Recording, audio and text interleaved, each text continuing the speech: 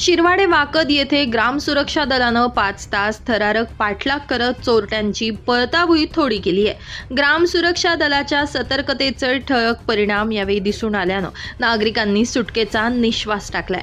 परिसरात वाढलेल्या भुरट्या चोरीच्या घटनांना आळा घालण्यासाठी लासलगाव पोलीस ठाणे प्रभारी भास्करराव शिंदे यांच्या मार्गदर्शनाखाली स्थापन करण्यात आलेल्या ग्राम सुरक्षा दलानं अवघ्या काही दिवसातच आपली परिणामकारकता सिद्ध केली आहे। सोमवारी रात्री तब्बल 5 तास चाललेल्या थरारक पाठलागामुळे चोरट्यांना गावातून पळ काढावा लागला। रात्री 1:30 वाजेच्या सुमारास रशीद शेख यांच्या घराजवळील गोठ्याचा दरवाजा तोडत असताना चोरट्यांचा डाव घरातील महिलेच्या आरडाओरडमुळे उधळला गेला। परिस्थिती चिघळताच चोरट्यांनी बद्रीनाथ आवारे यांच्या घराकडे मोर्चा वळवला। त्या ठिकाणी कुत्र्यांना शांत करण्यासाठी मांस टाकण्यात आलं, मात्र घरातील महिलेनं खिडकी उघडताच चोरट्यांनी तेथूनही पळ काढला।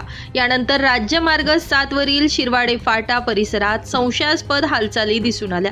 ग्राम सुरक्षा दलाच्या जवानांनी सतर्क होऊन तात्काळ परिसरात शोध मोहीम सुरू केली। अंधारात एक चोरटा दिसून आला, मात्र अंधाराचा फायदा घेत तो पसारही झाला। या दरम्यान लासलगाव पोलीस पथकही तातडीनं घटनास्थळी दाखल झाले।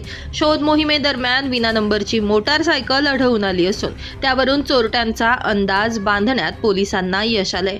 संपूर्ण घटनाक्रमात सहाय्यक पोलीस निरीक्षक भास्करराव शिंदे हे 5 तास ग्राम सुरक्षा दलाच्या सतत संपर्कात होते।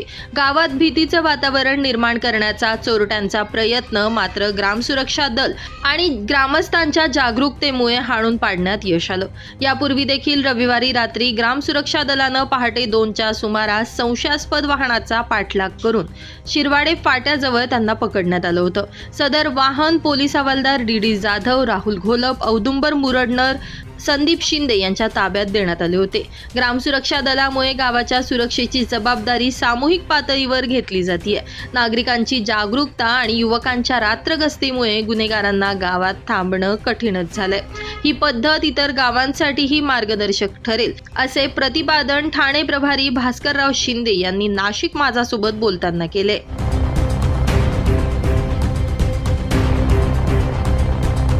नाशिक माझा न्यूजसाठी प्रतिनिधी किरण कुमार आवारे, नाशिक।